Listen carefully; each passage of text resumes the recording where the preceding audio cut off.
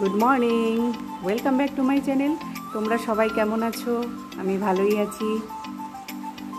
আজকে সকাল থেকে বৃষ্টি, মানে কালকে রাত্রে বৃষ্টি শুরু হয়েছে, এখন পর্যন্ত থামেনি। আকাশটার অবস্থা দেখুন, মনে হয় সারাদিন বৃষ্টি হবে।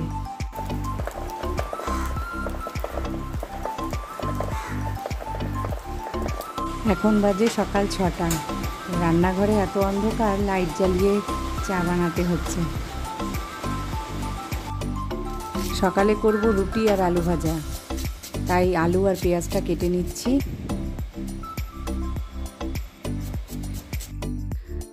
সকালে রুটি আর আলু ভাজা দিয়ে আমরা সবাই খেয়ে নিয়েছি। এখন আবার দুপুরের চিন্তা, কি রান্না করব দেখি যাই। আজকে হবে কুমড়ো ডাঁটা দিয়ে মটর ডাল। তাই কুমড়ো ডাঁটাটা কেটে নিই। এখানে প্রেসার কুকারে মটর ডালটা একটু সেদ্ধ করে নিয়েছি।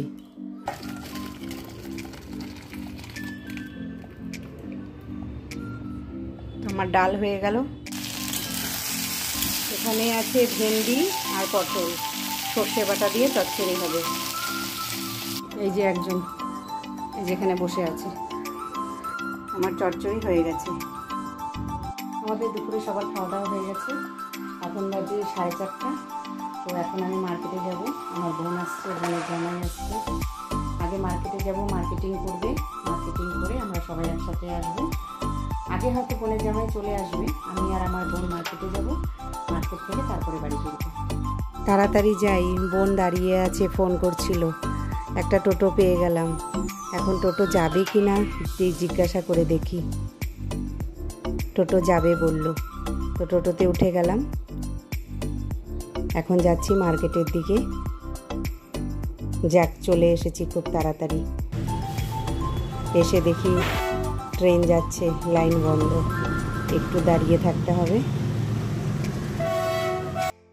ভাবলাম তাড়াতাড়ি ওপারে চলে যাব, এখানে এসে দেখি ট্রেনটা দাঁড়িয়ে গেল। কি আর করব বলুন, সবার মতন আমিও দাঁড়িয়ে থাকলাম।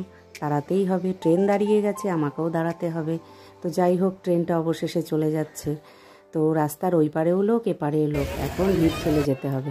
দেখো ট্রেন লাইন পারাপারে কি ভিড়।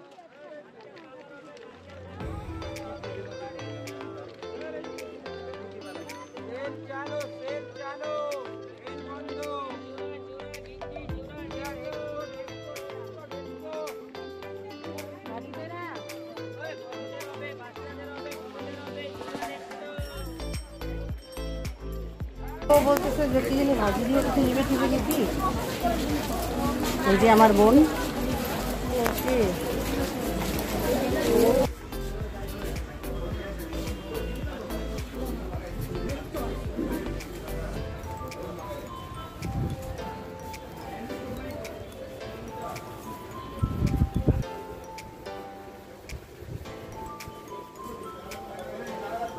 Jewellery collection. বাহ, সীতাহারগুলো খুব সুন্দর তো।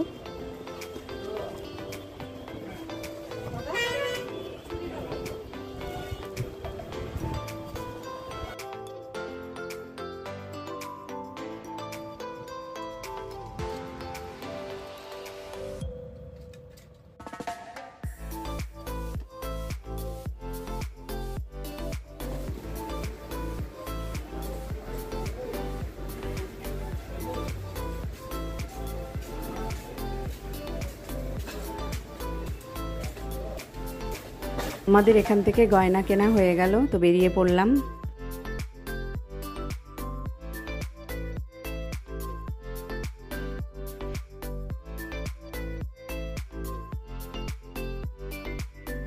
আরেক প্যাকেট দে বড়টা। আমরা ভাবতেছি এই যে সব গয়নাগাটি কালেকশন হলো।